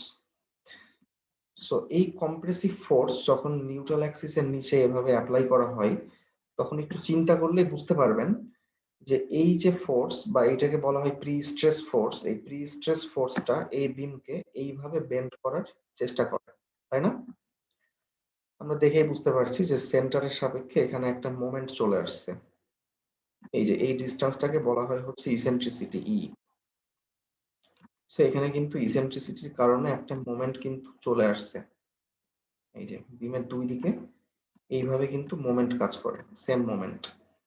এবং এই দুইটা মোমেন্ট মানে দুই কর্নারে এই যে মোমেন্ট কাজ করতেছে, এই মোমেন্টটা হচ্ছে বিমকে এই যে কনভেক্স আপওয়ার্ডস, অর্থাৎ এই যে এইভাবে কিন্তু বেন্ড করার ট্রাই করে, ঠিক আছে? আচ্ছা, এরপর যখন কি হবে, এইটা হচ্ছে আমরা প্রি স্ট্রেস দিয়ে রাখলাম বিমের উপরে। এরপর যখন পরবর্তীতে যখন লোড আসবে, কি বিমের প্রধান উদ্দেশ্য কি বাইরে মানে এক্সটার্নাল লোডকে সাপোর্ট দেওয়া। সো এর পরবর্তীতে যখন লোড আসবে বিমের উপরে, তখন এই লোডের আবার টেন্ডেন্সি কিরকম? এই লোডটা হচ্ছে মানে বিমের উপরে অ্যাজ ইউজুয়াল যে ভার্টিক্যাল লোড আসে, সেই ভার্টিক্যাল লোডটা বিমকে কিভাবে মানে বেন্ড বেন্ড করতে চেষ্টা করে, এইভাবে, তাই না? সো এই লোডিং এর কারণে বিমটা আবারও বেন্ডিং হবে বিমের। সো বেন্ডিং হওয়ার পর দেখা যাচ্ছে বিমটা আবার আগের অবস্থায় ফেরত আসছে। অথবা দেখা যাচ্ছে যদি লোডের অ্যামাউন্টটা অনেক বেশি হয়, তাহলে দেখা যাচ্ছে যে বিমটা সামান্য একটু ডিফ্লেক্টেড হচ্ছে। তবে আমরা কিন্তু এতটুকু বুঝতে পারছি যে এই প্রি স্ট্রেস দেওয়ার কারণে বিমের বেন্ডিংটা কিন্তু আগে থেকে অনেক কম হবে। দেখা যাচ্ছে আগে বেন্ডিং হতো হচ্ছে এতটুকু, আর এখন হবে হচ্ছে বেন্ডিংটা অনেক কম, এতটুকু, ঠিক আছে? তাহলে প্রি স্ট্রেসের একটা বড় সুবিধা হচ্ছে যে প্রি স্ট্রেস অ্যাপ্লাই করার কারণে বিমের ডিফ্লেকশন কিন্তু অনেক কমে যায়। আমরা কি ব্যাপারটা বুঝতে পারছি? জি স্যার। জি স্যার, মোটামুটি। সো এই যে এখন তাহলে দেখি বেনিফিটস গুলা। প্রথম বেনিফিট হচ্ছে ক্র্যাকিং হবে না। এইটাই হচ্ছে মেন বেনিফিট, ঠিক আছে? কারণ প্রি স্ট্রেসের প্রধান মানে উদ্দেশ্য হচ্ছে যাতে কনক্রিটের মধ্যে কোনো টেনসাইল স্ট্রেস না থাকে, ঠিক আছে? এই যে আমরা এত কিছু করছি, এই যে আমরা টেন্ডনের মাধ্যমে এই যে বিমের মধ্যে আগে থেকে একটা কম্প্রেসিভ স্ট্রেস দিয়ে রাখতেছি, যাতে করে পরবর্তীতে লোডের কারণে যে টেনসাইল স্ট্রেস আসে সেইটাকে প্রশমিত করা যায় বা কমিয়ে ফেলা যায়। তাহলে মূল উদ্দেশ্যটাই কিন্তু এইটা, যাতে কনক্রিটের মধ্যে কোনো টেনসাইল স্ট্রেস ডেভেলপ না করে। যদি টেনসাইল স্ট্রেস ডেভেলপ না করে তাহলে কনক্রিটের মধ্যে কোনো ক্র্যাক দেখা দিবে না, ঠিক আছে? কারণ কনক্রিট কিন্তু টেনশনে দুর্বল। সো যদি টেনশন আসে বা টেনসাইল স্ট্রেস আসে তাহলে কনক্রিটে ক্র্যাক দেখা দেয়। সো প্রি স্ট্রেসের কারণে টেনসাইল স্ট্রেস আসবে না, অথবা আসলেও খুব সামান্য পরিমাণ আসবে, তাই এখানে ক্র্যাকিং হবে না। এটা হচ্ছে প্রথম সুবিধা। দ্বিতীয় সুবিধা হচ্ছে যে বিমের ডিফ্লেকশন অনেক তাৎপর্যপূর্ণভাবে হ্রাস পায়, এবং তার কারণটাই যে এখানে বলা আছে যে applying the prestressing forces below neutral axis creates moments which oppose the bending moment by external loads, this reduces deflection significantly. আমি যেটা বললাম এইমাত্র যে নিউট্রাল অ্যাক্সিসের নিচে প্রি স্ট্রেস ফোর্স অ্যাপ্লাই করার কারণে কিছু মোমেন্ট তৈরি হয়, যেই মোমেন্টটা এক্সটার্নাল লোডের কারণে যে বেন্ডিং মোমেন্টটা আসে তাকে কি করে, অপোজ করে বা তাকে কমিয়ে ফেলে, ঠিক আছে? এবং এই যে দুইটা মোমেন্ট, দুইটা বিপরীতধর্মী মোমেন্ট কাজ করতেছে, এর ফলে কি হয়, বিমের ডিফ্লেকশনটা কিন্তু হ্রাস পায়, ঠিক আছে? আমি জিনিসটা আবার বলি। ধরেন যে এইটা হচ্ছে বিম, প্রি স্ট্রেস দেওয়ার ফলে মোমেন্ট কিরকম কিরকম মোমেন্ট আসছে, এই যে এরকম মোমেন্ট আসছে প্রি স্ট্রেস দেওয়ার ফলে, অর্থাৎ বিমটা এই যে এইভাবে বেন্ডিং হচ্ছে, ঠিক আছে? আচ্ছা, এবার সিম্পলি চিন্তা করেন যে বিমটা আসলে যেভাবেই থাক না কেন, যখন বাইরের থেকে যখন লোড আসবে মানে এক্সটার্নাল লোড যখন আসবে বিভিন্ন রকম, তখন এই বিমটার মধ্যে কেমন মোমেন্ট আসে, উল্টা, এই যে এইরকম মোমেন্ট তৈরি হয়। অর্থাৎ এই এক্সটার্নাল লোডের কারণে কিন্তু বিমের বেন্ডিংটা কিন্তু এইরকম হয়, তাই না? আমরা সবাই এইটাই দেখে আসছি এতদিন। সো এই যে ২ রকম যে বিপরীতধর্মী মোমেন্ট, এইটা একটা, এইটা একটা। এই ২ রকমের বিপরীত মোমেন্ট একসঙ্গে কাজ করার ফলে বিমের ডিফ্লেকশন কিন্তু অনেক কমে যায়। ঠিক আছে?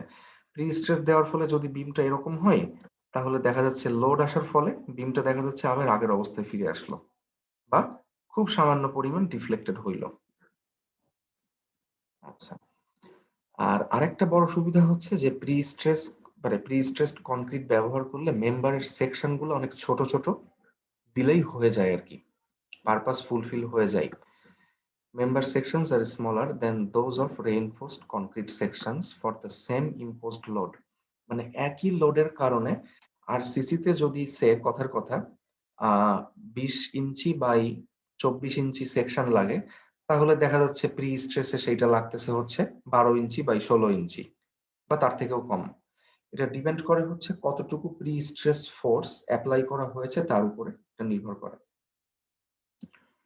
সো এই ৩ টা সুবিধা হচ্ছে মেইন সুবিধা প্রি স্ট্রেসের। ঠিক আছে? ক্র্যাক কম হয়, ডিফ্লেকশন কম হয় এবং মেম্বারের সেকশনও কিন্তু ছোট লাগে। ওকে। সো এই যে এখানে ব্যাখ্যা করা আছে। এই যে এই আপওয়ার্ড ডিফ্লেকশন এইটাকে বলা হয় হচ্ছে ক্যাম্বার। আমি এই যে একটু আগে যে ডিফ্লেকশনটা দেখাইলাম যে প্রি স্ট্রেসের কারণে বিমটা হচ্ছে এইভাবে ডিফ্লেক্টেড হয়। মানে উপরের দিকে ডিফ্লেক্টেড হয়। সো এই ডিফ্লেকশনটাকে হচ্ছে মানে বলা হয় হচ্ছে ক্যাম্বার। ঠিক আছে? আচ্ছা। সো এরপর হচ্ছে ইউজ অফ প্রি স্ট্রেস। কোথায়, কোথায় প্রি স্ট্রেস ব্যবহৃত হয়? যেখানে স্প্যান অনেক বেশি হয়।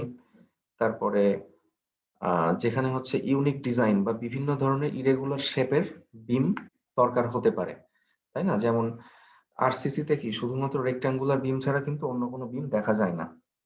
বাট প্রি স্ট্রেস এ কিন্তু আমরা বিভিন্ন ধরনের বিম, বিভিন্ন মানে শেপের বিম কিন্তু আমরা দেখতে পাই। এটা আপনারা পরবর্তীতে যখন C439 কোর্স যখন করবেন তখন ওইখানে দেখবেন যে কিভাবে আমরা একটা প্রি স্ট্রেস বিমকে ডিজাইন করতে পারি। ঠিক আছে? আচ্ছা, শর্টার কনস্ট্রাকশন সাইকেল মানে কনস্ট্রাকশন সাইকেলটা হচ্ছে কম হয় আরসিসির তুলনায়। কস্ট রিডাকশন যেহেতু মেম্বারের সেকশন অনেক ছোট লাগে, সো লং টার্ম বেসিসে কিন্তু কস্টও অনেক কম পড়বে। আচ্ছা, সুপিরিয়র স্ট্রাকচারাল পারফরম্যান্স মানে যেখানে আসলে স্ট্রাকচারের পারফরম্যান্স অনেক মানে ভালো হওয়া লাগবে আরকি। কারণ কি প্রি স্ট্রেসড কনক্রিট হইলে কি সুবিধা? আমরা যত বড় মানে দেখা যাচ্ছে অনেক বেশি পরিমাণ লোড আমরা সাপোর্ট দিতে পারবো কনক্রিটের মধ্যে কোনো টেনশন ছাড়াই। ঠিক আছে? আচ্ছা। তো এখন আমরা দেখব হচ্ছে স্ট্রেস ডিস্ট্রিবিউশন মানে স্ট্রেস ডিস্ট্রিবিউশনের ভিত্তিতে প্রি স্ট্রেসড কনক্রিট আর হচ্ছে রেইনফোর্সড কনক্রিটের পার্থক্যটা কোথায় সেটা। এই যে difference between prestressed concrete and RCC on the basis of stress distribution. So এটা আমরা অলরেডি জানি, তারপরও আমি একটু দেখাচ্ছি আরকি যে এটা হচ্ছে আরসিসি। আরসিসি তে যখন আমরা বাইরের থেকে লোড এপ্লাই করি তখন হচ্ছে এই যে বিমের একটা অংশ থাকে কম্প্রেশনে আর একটা অংশ থাকে টেনশনে। তাই না? মানে যদি পজিটিভ মোমেন্ট হয় সেক্ষেত্রে নিউট্রাল অ্যাক্সিস এর উপরের অংশ থাকবে কম্প্রেশনে, নিচের অংশ থাকবে হচ্ছে টেনশনে। এই যে। কিন্তু প্রি স্ট্রেসড কনক্রিটের ক্ষেত্রে ডিস্ট্রিবিউশনটা একটু অন্যরকম। অর্থাৎ এইটা হচ্ছে ধরেন যে আমাদের বিমের ক্রস সেকশন। প্রথমে আমরা এই বিমের উপরে কি করলাম? কম্প্রেসিভ স্ট্রেস এপ্লাই করলাম। ওই যে আমরা টেন্ডনের মাধ্যমে বিমটাকে যে আমরা কম্প্রেশন দিচ্ছিলাম ওইটা এটা। ঠিক আছে? অর্থাৎ পুরা বিম সেকশনের উপরে একটা ইউনিফর্ম একটা কম্প্রেসিভ স্ট্রেস আমরা এপ্লাই করলাম টেন্ডনের মাধ্যমে। আচ্ছা। এর পরবর্তীতে যখন বিমের উপরে লোড আসলো, এক্সটার্নাল লোড যখন আসলো তখন কিন্তু কি এই স্ট্রেসটা তো এরকমই হবে, তাই না? লোডের কারণে কিন্তু সবসময় আ স্ট্রেস ডিস্ট্রিবিউশনটা কিন্তু মোর অর লেস সেমই কিন্তু একই থাকে। তাই না? পজিটিভ মোমেন্টের জন্য উপরে কম্প্রেশন নিচে টেনশন। সো আগে থেকে দেওয়া আছে হচ্ছে প্রি স্ট্রেস ফোর্স আর লোডের জন্য স্ট্রেস আসছে এইভাবে। সো ২ টা যখন একসঙ্গে কাজ করবে তখন হচ্ছে এই বিমের উপরে আসলে মানে স্ট্রেস ডিস্ট্রিবিউশনটা কেমন হবে?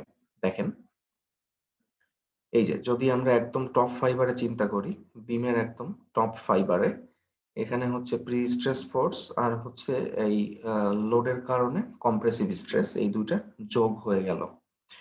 আর যদি একদম নিচে আমরা আসি, বটম ফাইবারে আসি, সেক্ষেত্রে দেখেন এখানে আবার ৩ রকম কেস হইতে পারে।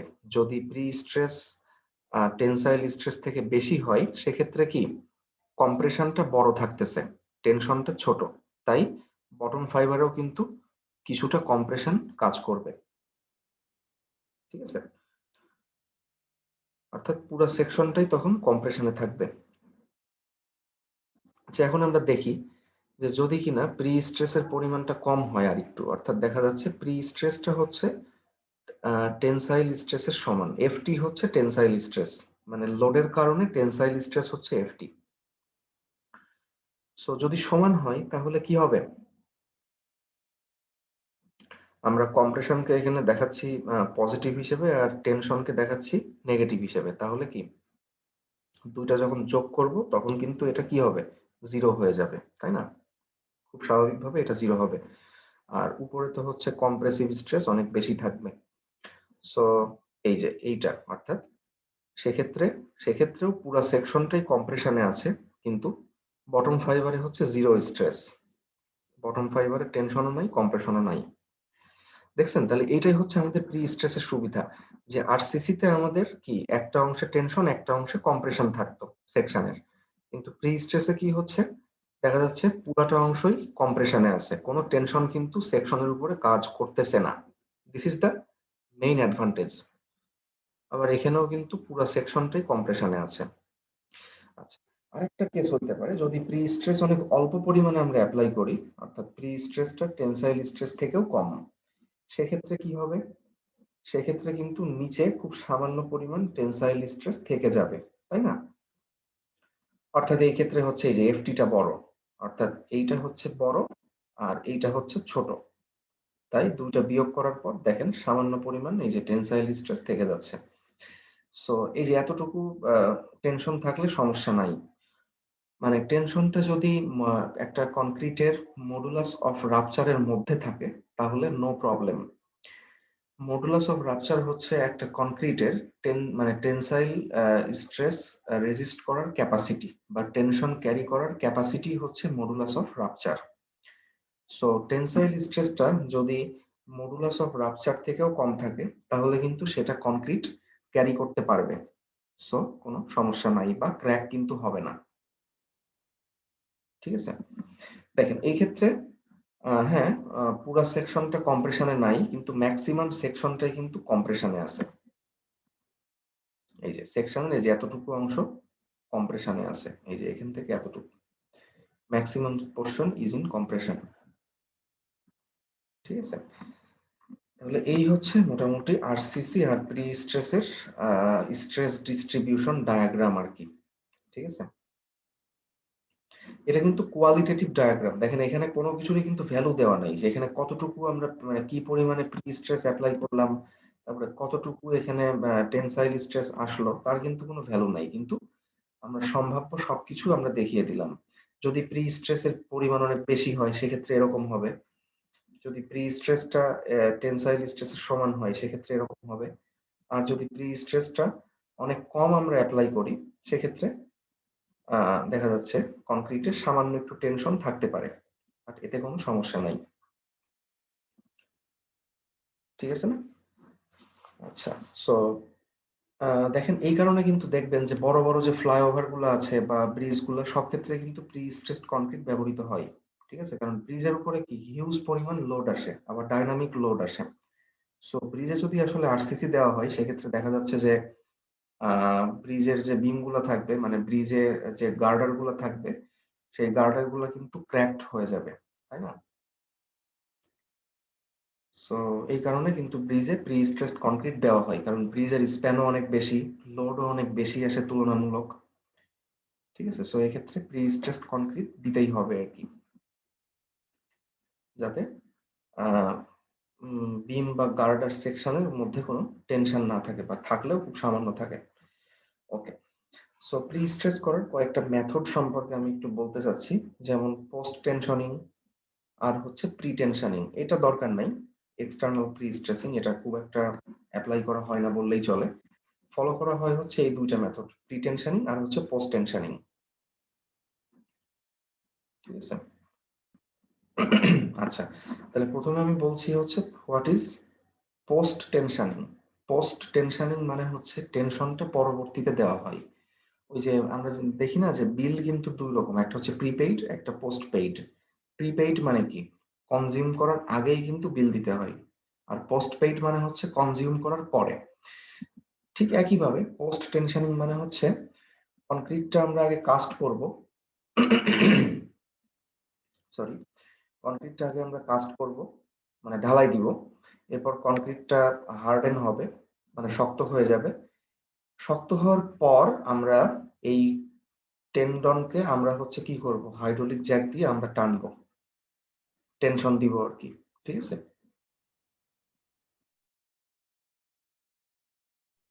কনক্রিটটা হার্ডেন হওয়ার পর আমরা টেন্ডনকে আমরা টানবো, টানার পরে আমরা কি করব, রিলিজ করে দিব। রিলিজ করার ফলে কি হবে, টেন্ডনটা হচ্ছে বিমের উপরে একটা কম্প্রেসিভ স্ট্রেস তৈরি করবে। ঠিক আছে, এইটাই হচ্ছে পোস্ট টেনশনিং মেথড। এখানে আপনাদের মনে হইতে পারে যে একটা কনক্রিট যখন হার্ডেন হয়ে যায়, এরপর যদি আমরা টেন্ডনকে এভাবে টান দেই, তখন তো কনক্রিট থেকে তো টেন্ডনটা আলাদা হয়ে আসতে পারে, তাই না? বা কনক্রিট তো ক্ষতিগ্রস্ত হতে পারে। সো যাতে এটা না হয় তার জন্য সাধারণত যেটা করা হয় যে পোস্ট টেনশন বিমে, পোস্ট টেনশন আর কি, সো পোস্ট টেনশন বিমে হচ্ছে এই কনক্রিটের সঙ্গে যে টেন্ডনটা থাকে এটাকে আনবন্ডেড অবস্থায় রাখা হয়, মানে কনক্রিট এবং টেন্ডনের মধ্যে যাতে কোনো বন্ডিং সৃষ্টি না হয় সেভাবে রাখা হয়। ঠিক আছে।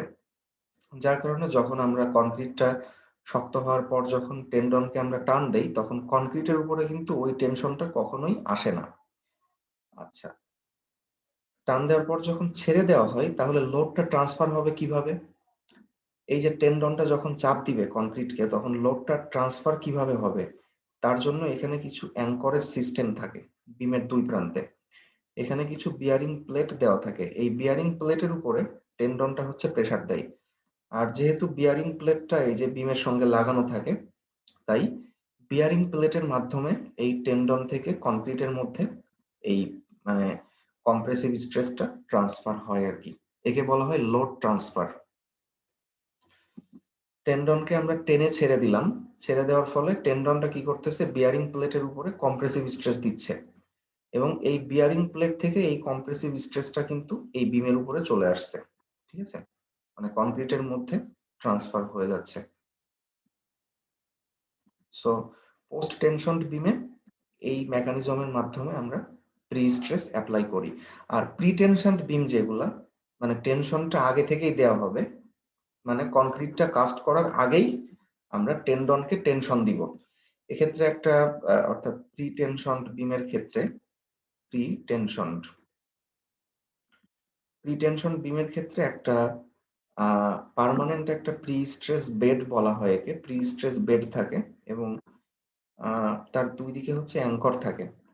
আমরা কি করি, আমরা হচ্ছে এই এখানে যে টেন্ডন গুলা থাকে, ঠিক আছে, এই টেন্ডন গুলাকে আমরা আগে থেকেই আমরা জ্যাক দিয়ে এটাকে টেনে এই অ্যাঙ্করের সিস্টেমের সঙ্গে আমরা ফিক্সড অবস্থায় রেখে দেই।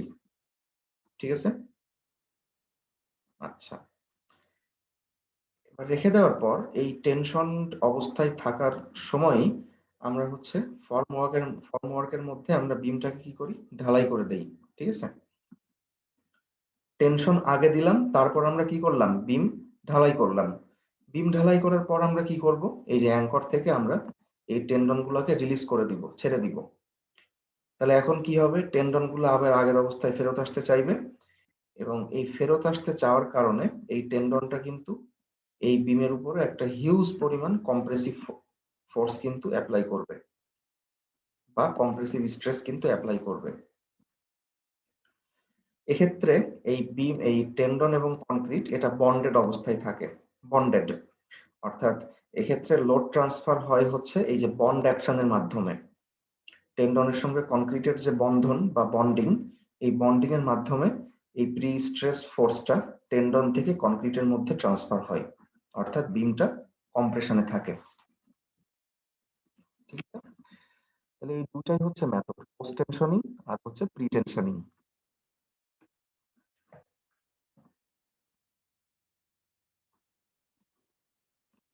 এই যে the tendons are tensioned after the concrete has been cast and hardened, মানে কনক্রিট কাস্ট করা এবং হার্ডেন্ড হওয়ার পরবর্তীতে টেনশন অ্যাপ্লাই করা হয়, টেনশন দেওয়া হয়।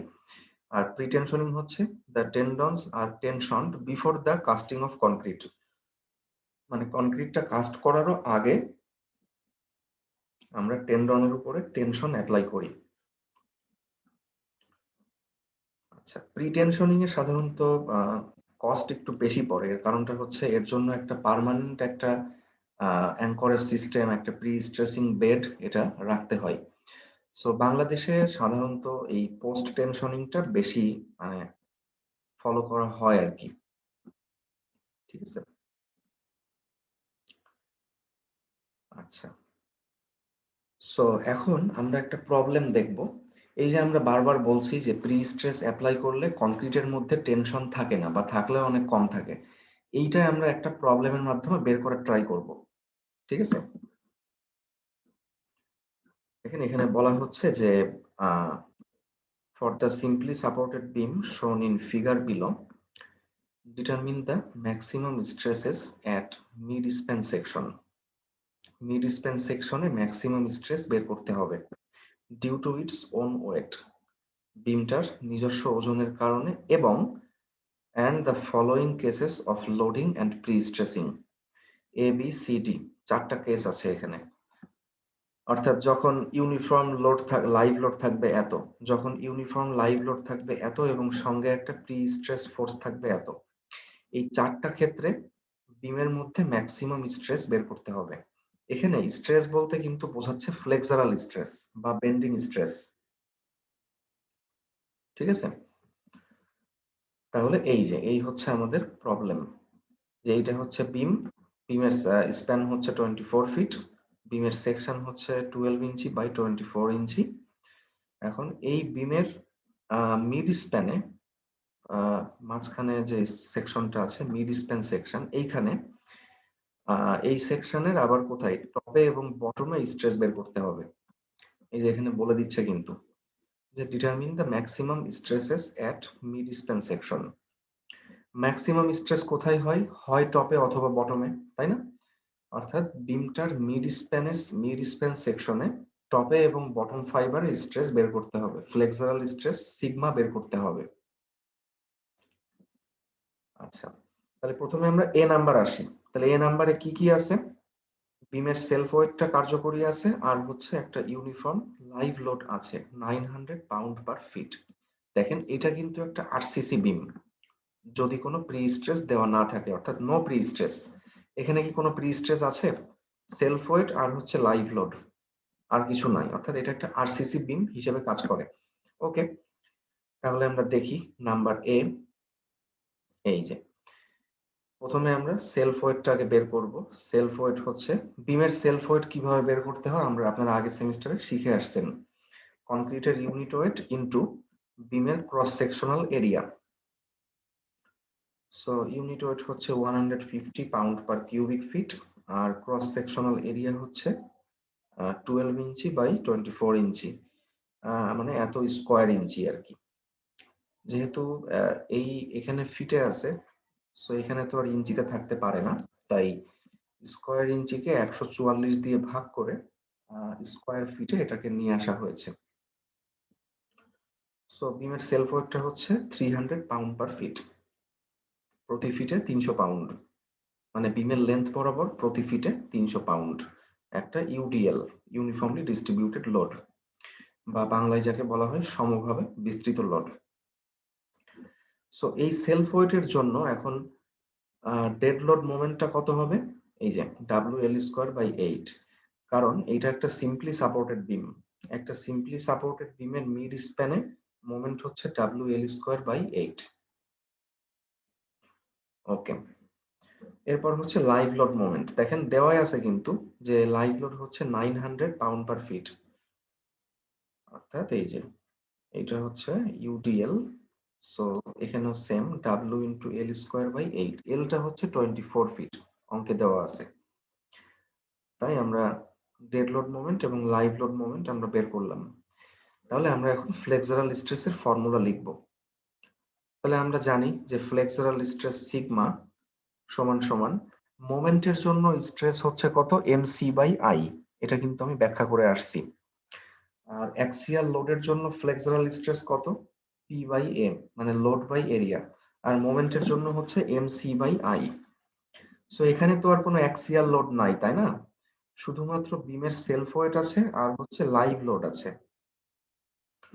বিমের সেলফ ওয়েট আর লাইভ লোড, আর এই দুইটাই হচ্ছে কি, মানে ক্রস সেকশনের সঙ্গে কি পারপেন্ডিকুলার লোড, তাই না? এটা একটা বিম।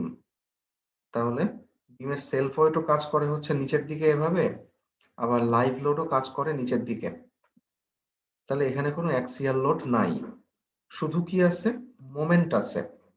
ঠিক আছে, এই যে এই মোমেন্টের জন্য এই যে এখানে আমরা দেখেন স্ট্রেসের ফর্মুলা লেখছি হচ্ছে এমসি বাই আই। যেহেতু এখানে শুধুমাত্র মোমেন্ট আছে, তাই আমরা এখানে শুধু মোমেন্টের ফর্মুলা লিখছি এমসি বাই আই। যে ডেড লোড মোমেন্টের জন্য আলাদা করে লিখছি, আর লাইভ লোড মোমেন্টের জন্য আলাদা করে লিখছি। সামনে একটা প্লাস মাইনাস দিয়েছি, এর কারণটা হচ্ছে আমরা খুব ভালো করেই জানি যে ফ্লেক্সারাল স্ট্রেস দুই রকম হয়, টেনসাইল স্ট্রেস এবং কম্প্রেসিভ স্ট্রেস, তাই না? একটা বিমে ধরেন যে এটা হচ্ছে বিম, ঠিক আছে? তো একটা বিমের উপরে যখন ডেড লোড এবং লাইভ লোড কাজ করে, অর্থাৎ ধরেন যে ইউনিফর্মলি ডিস্ট্রিবিউটেড লোড যখন কাজ করে সিম্পলি সাপোর্টেড বিমে, তখন বিমটা কিভাবে বেন্ড হওয়ার চেষ্টা করে, এইভাবে, তাই না? আর এইভাবে বেন্ডিং হওয়া মানে হচ্ছে নিউট্রাল অ্যাক্সিসের উপরে থাকবে হচ্ছে কম্প্রেশন, নিচে থাকবে কি টেনশন। এইটাকেই কিন্তু বলা হয় ফ্লেক্সারাল স্ট্রেস। এই যে কম্প্রেসিভ স্ট্রেস এবং টেনসাইল স্ট্রেস একই জায়গাতে তৈরি হচ্ছে, এই দুইটাকে একত্রে বলা হয় ফ্লেক্সারাল স্ট্রেস। সো আমরা চাইলে কম্প্রেশনকে পজিটিভ ধরতে পারি, টেনশনকে নেগেটিভ ধরতে পারি, অথবা উল্টাও করতে পারি, কম্প্রেশনকে আমরা নেগেটিভ ধরতে পারি, আবার আমরা টেনশনকে পজিটিভ ধরতে পারি। যেহেতু ফ্লেক্সারাল স্ট্রেস দুই রকম, কখনো কম্প্রেশন কখনো টেনশন, অর্থাৎ কখনো প্লাস কখনো মাইনাস, এই কারণে আমরা হচ্ছে এখানে প্লাস মাইনাস দিচ্ছি, দুইটার আগেই প্লাস মাইনাস দিচ্ছি। ওকে, তাহলে এই যে ডেড লোড মোমেন্ট এবং লাইভ লোড মোমেন্ট আমরা বসিয়ে দিলাম এখানে, এবং সি এবং আই এর মানটাও বসিয়ে দিলাম। সিটা হচ্ছে কি বিমের হাইটের অর্ধেক, তাই না? বিমের হাইটটা হচ্ছে 24 ইঞ্চি, আর হাইটের অর্ধেক কত, 12 ইঞ্চি। এই যে সি এর মান হচ্ছে এই যে 12 ইঞ্চি, এই যে 12, এই যে 12। আর আইটা হচ্ছে মোমেন্ট অফ ইনার্শিয়া, এখানে বের করে দেখানো হয় নাই। আই হচ্ছে বিএইচ কিউব বাই 12, অর্থাৎ 12 ইন্টু 24 কিউব বাই 12। ঠিক আছে, তাহলে এটা আসে হচ্ছে এই যে 13,824।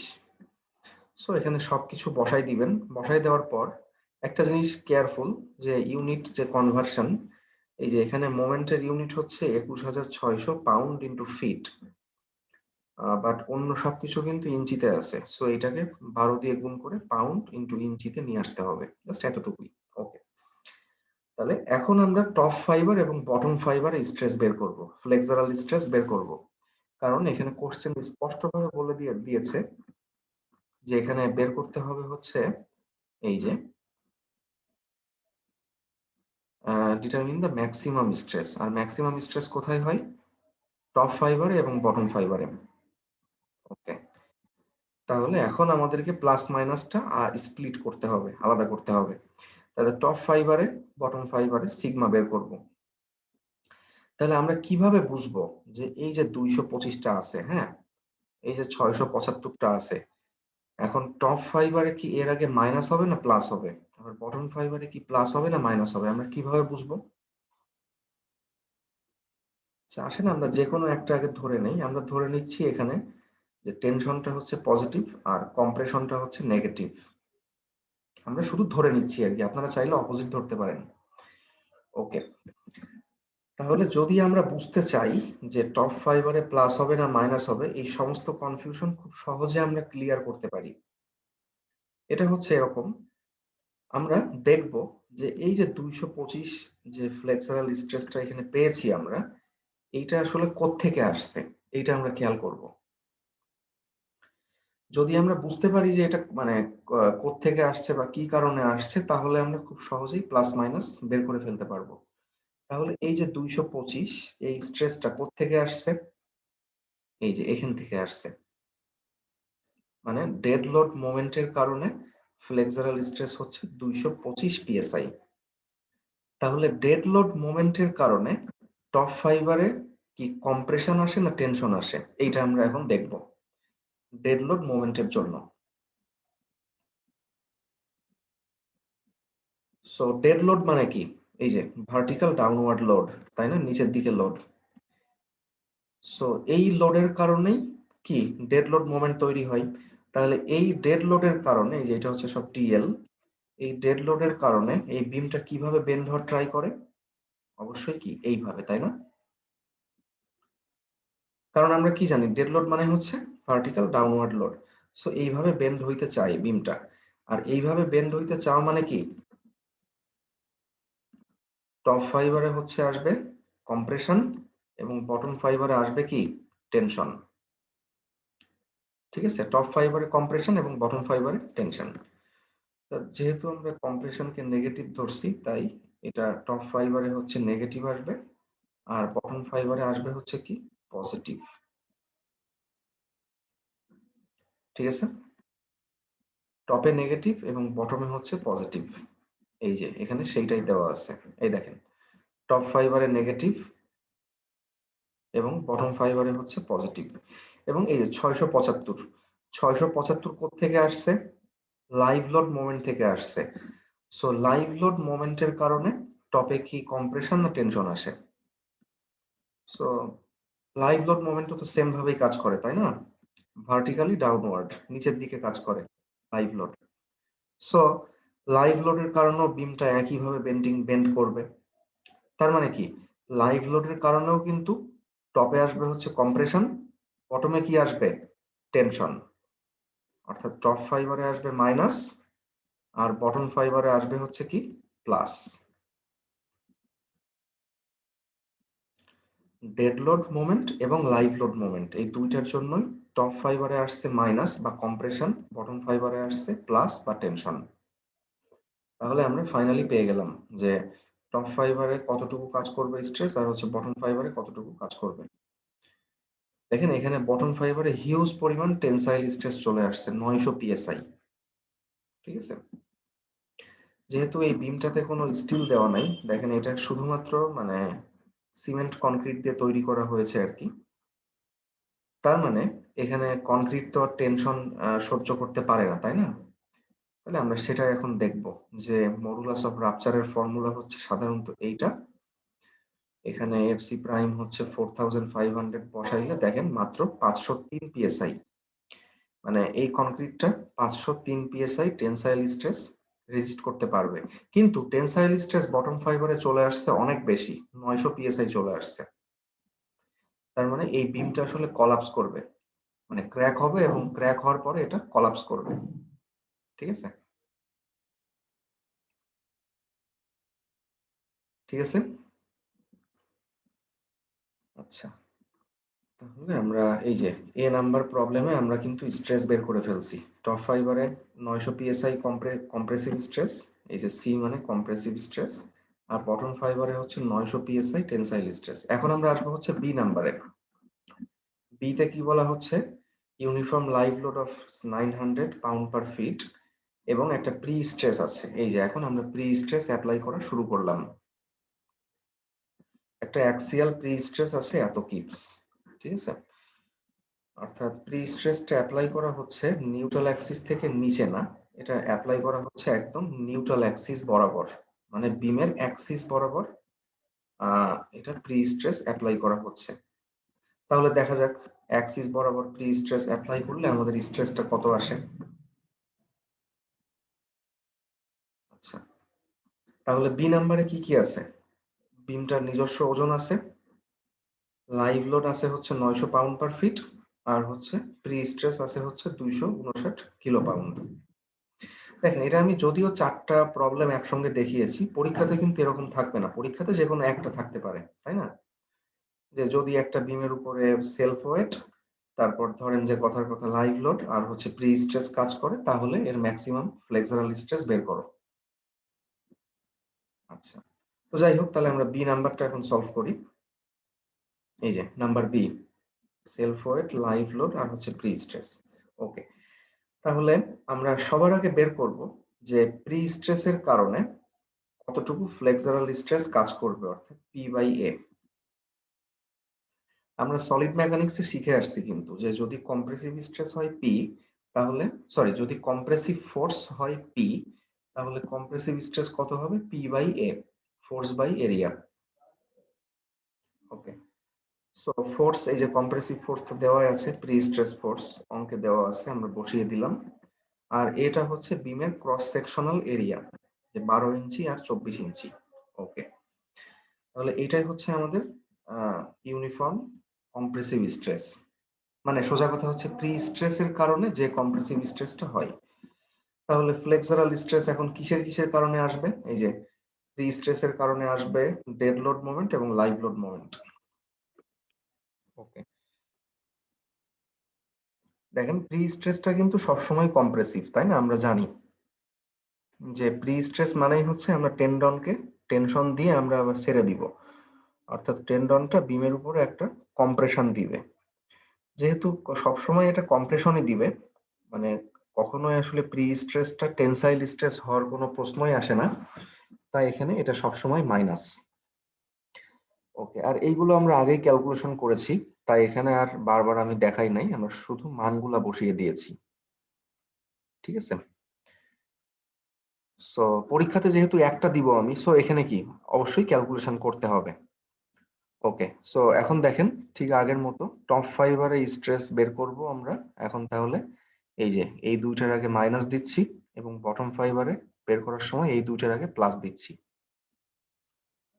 ঠিক আছে, তাহলে এখন দেখেন একটা জিনিস খেয়াল করে দেখি আমরা যে টপ ফাইবারে কম্প্রেসিভ স্ট্রেস অনেক বেশি আসছে আগের থেকে, ঠিক আছে, কিন্তু বটম ফাইবারে কিন্তু কোনো স্ট্রেস আসে নাই।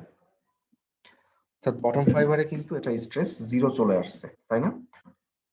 ঠিক আছে, অর্থাৎ আমরা প্রি স্ট্রেস অ্যাপ্লাই করলাম, এখন কিন্তু বটম ফাইবারে আর কোনো স্ট্রেস নাই, জিরো।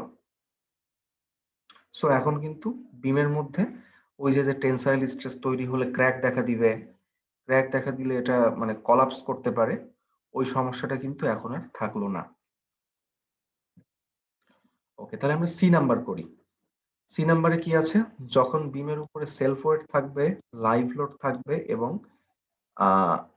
প্রি স্ট্রেস ফোর্স থাকবে, তবে ইসেন্ট্রিসিটি সহকারে থাকবে।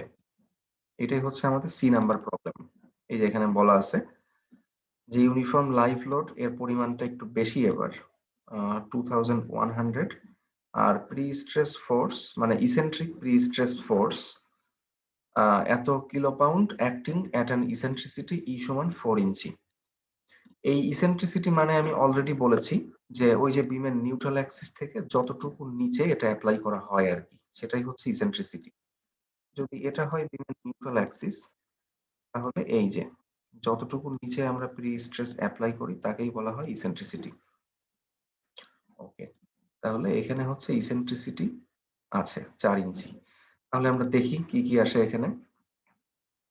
সি নাম্বার, তাহলে সেলফ ওয়েটের জন্য ডেড লোড মোমেন্ট, এটা তো আগে বের করা আছে অলরেডি। তাহলে এখন আমরা লাইভ লোড মোমেন্ট বের করব। সো লাইভ লোড মোমেন্ট হচ্ছে কত? এই যে WL²/8, সেম ফর্মুলা। ঠিক আছে, আচ্ছা, তাহলে এখন আমাদেরকে একটু বুঝতে হবে যে এখন এই বিমের মধ্যে ফ্লেক্সারাল স্ট্রেস কি কি কারণে আসবে, মানে কোন কোন উপাদান ফ্লেক্সারাল স্ট্রেস তৈরি করবে আর কি। দেখেন এইটা হচ্ছে আমাদের বিম, ঠিক আছে, এটা হচ্ছে আমাদের বিম। এই যে দেখেন নিউট্রাল অ্যাক্সিস থেকে ই পরিমাণ ডিসটেন্স নিচে প্রি স্ট্রেস অ্যাপ্লাই করা হয়েছে এবং প্রি স্ট্রেসের কারণে মোমেন্ট আসছে হচ্ছে স্বাভাবিকভাবেই এইভাবে, এবং বিমটা বেন্ডিং হচ্ছে উপরের দিকে, কনভেক্স আপওয়ার্ডস। ওকে, সো এখানে আবার dead load moment, live load moment তো আছেই, তাই না? তাহলে এই বিমের উপরে কি কি কাজ জি স্যার। করতেছে বলেন তো? প্রি স্ট্রেস ফোর্স কাজ করতেছে, তারপরে প্রি স্ট্রেসের কারণে যে মোমেন্ট সেটা কাজ করতেছে, আবার ডেড লোড মোমেন্ট আছে এবং লাইভ লোড মোমেন্ট আছে। এই মোমেন্টের কাজ করতে 4টা কারণেই কিন্তু ফ্লেক্সারাল স্ট্রেস তৈরি হবে। তাহলে আমরা এক এক করে ফর্মুলা লিখি এবার। প্রি স্ট্রেসের কারণে, অর্থাৎ এই যে পি ফোর্স, এই কম্প্রেসিভ ফোর্সের কারণে ফ্লেক্সারাল স্ট্রেস হচ্ছে P by A, compressive stress আর কি, ঠিক আগের মতো। আচ্ছা, এই যে মোমেন্ট আসছে, মানে প্রি স্ট্রেসের কারণে যে মোমেন্ট আসছে, এই মোমেন্টের জন্য ফ্লেক্সারাল স্ট্রেস কত হবে? এম সি বাই আই, তাই না? আর এম এম মানে কত? পি ইন্টু ই, অর্থাৎ এম সি বাই আই, সেখানে আমরা মোমেন্টের মানটা বসিয়ে দিয়েছি, অর্থাৎ P E C by I. এটা হচ্ছে প্রি স্ট্রেসিং মোমেন্টের কারণে ফ্লেক্সারাল স্ট্রেস। আচ্ছা, এবং ডেড লোড মোমেন্টের জন্য ফ্লেক্সারাল স্ট্রেস হচ্ছে এত, এম সি বাই আই, আর লাইভ লোড মোমেন্টের জন্য ফ্লেক্সারাল স্ট্রেস হচ্ছে এত, live load moment into C by I. তাহলে এই 4টা কম্পোনেন্টের কারণে মোমেন্ট আসবে। ওকে, তাহলে আমরা বসিয়ে দিই মানগুলা। দেখেন প্রত্যেকটা মান আমরা বসিয়ে দিয়েছি। এই যে পি মানে হচ্ছে প্রি স্ট্রেস ফোর্স, এই যে এত পাউন্ড। ই হচ্ছে ইসেন্ট্রিসিটি, অঙ্কে দেওয়া আছে 4 ইঞ্চি, আর সি হচ্ছে কত? 12 ইঞ্চি, আর আই হচ্ছে মোমেন্ট অফ ইনার্শিয়া। সো এই যে live load moment C I, dead load moment যেহেতু আগে একবার ক্যালকুলেশন করা আছে তাই আর বারবার দেখাই নাই আমি। আর পি বাই এ তো আমরা আগেও ক্যালকুলেশন করেছি একবার, এই যে পি বাই এ। সো সবকিছু বসাই দেওয়ার পর আমরা পেয়ে গেলাম। এখন আমরা টপ ফাইবারে এবং বটম ফাইবারে বের করব। তাহলে এই যে পি বাই এর আগে তো সবসময় মাইনাস থাকবে, এটা নিয়ে কোনো সমস্যা নাই। তারপরে ডেড লোড মোমেন্ট এবং লাইভ লোড মোমেন্টের কারণে আমি একটু আগে এক্সপ্লেন করে আসছি যে টপ ফাইবারে আসে হচ্ছে কম্প্রেশন, বটম ফাইবারে টেনশন, অ্যাজ ইউজুয়াল। শুধুমাত্র ব্যতিক্রমটা হচ্ছে এই যে এই 900টা আর কি। কারণ এই 900টা কোত্থেকে আসতেছে? এখান থেকে, মানে এখান থেকে, অর্থাৎ প্রি স্ট্রেসিং মোমেন্টের কারণে আসতেছে এই 900। এই যে এই 900 ফ্লেক্সারাল স্ট্রেস। তাহলে প্রি স্ট্রেসিং মোমেন্টের কারণে বিমটা বেন্ডিং হয় কিভাবে? এইভাবে, তাই না? প্রি স্ট্রেসিং মোমেন্টের কারণে বিমটা হচ্ছে এইভাবে বেন্ডিং হয়, অর্থাৎ উপরে কম্প্রেশন নিচে টেনশন। মানে টপ ফাইবারে জি স্যার। হচ্ছে, সরি ভুল বললাম, জি উপরে টেনশন নিচে কম্প্রেশন, মানে টপ ফাইবারে টেনশন এবং বটম ফাইবারে হচ্ছে কম্প্রেশন। টেনশন। অর্থাৎ টপ ফাইবারের টেনশন, টেনশনকে আমরা কি ধরেছি? প্লাস ধরেছি, পজিটিভ ধরেছি। তাই এই যে টপ ফাইবারে হচ্ছে পজিটিভ 900, প্লাস জি 900, আর বটম ফাইবারে হচ্ছে মাইনাস 900। ঠিক আছে, সো যোগ বিয়োগ করে দেখেন, আমরা টপ ফাইবারে কম্প্রেশন আছে 1800 পিএসআই কম্প্রেসিভ স্ট্রেস, আর বটম ফাইবারে স্ট্রেস হচ্ছে 0। দেখছেন? তাহলে এটাই হচ্ছে আমাদের অ্যান্সার।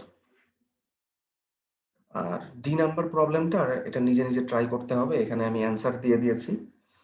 টপ ফাইবারে কম্প্রেসিভ স্ট্রেস আসবে হচ্ছে 1825 পিএসআই, আর বটম ফাইবারে টেনসাইল স্ট্রেস আসবে 25 পিএসআই। এটা আপনারা করে, মানে অঙ্কটা করার পর মিলাবেন। সি আর ডি নাম্বার একই, কোনো পার্থক্য নাই, ঠিক আছে?